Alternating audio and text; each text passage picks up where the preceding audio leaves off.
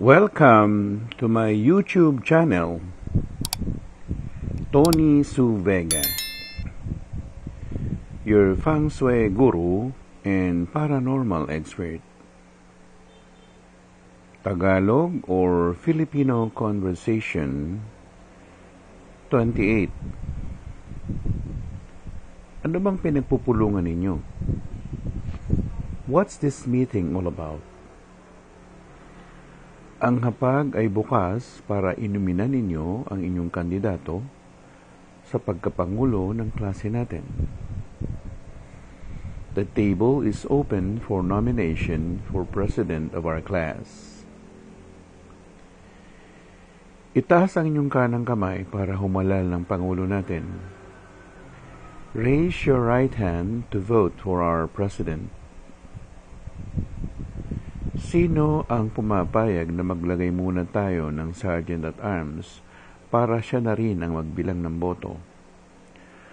Who agrees that we have to appoint a Sergeant at Arms who will also count our votes? Ano bang pinagpupulungan ninyo?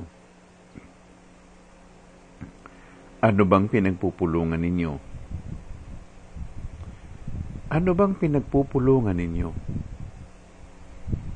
Ano bang pinagpupulungan ninyo? Ano bang pinagpupulungan ninyo? Ano bang pinagpupulungan ninyo? Ang hapag ay bukas para inuminan ninyo ang inyong kandidato sa pagkapangulo ng klase natin. Ang hapag ay bukas para inuminan ninyo ang inyong kandidato sa pagkapangulo ng klase natin. Ang hapag ay bukas para inuminan ninyo ang inyong kandidato sa pagkapangulo ng klase natin. Ang hapag ay bukas para inuminan ninyo ang inyong kandidato sa pagkapangulo ng klase natin. Ang hapag ay bukas para inuminan ninyo ang inyong kandidato sa pagkapangulo ng klase natin.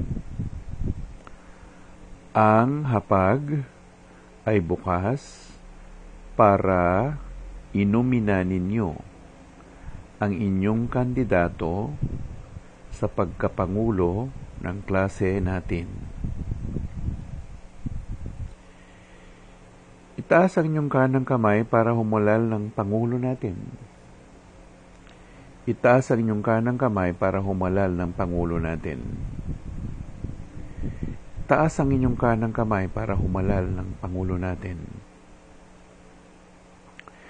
Itaas ang inyong kanang kamay para humalal ng pangulo natin.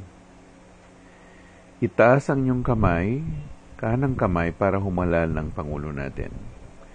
Itaas ang inyong kanang kamay para humalal ng pangulo natin. Sino ang pumapayag na maglagay muna tayo ng Sergeant at Arms para siya na rin ang magbilang ng boto?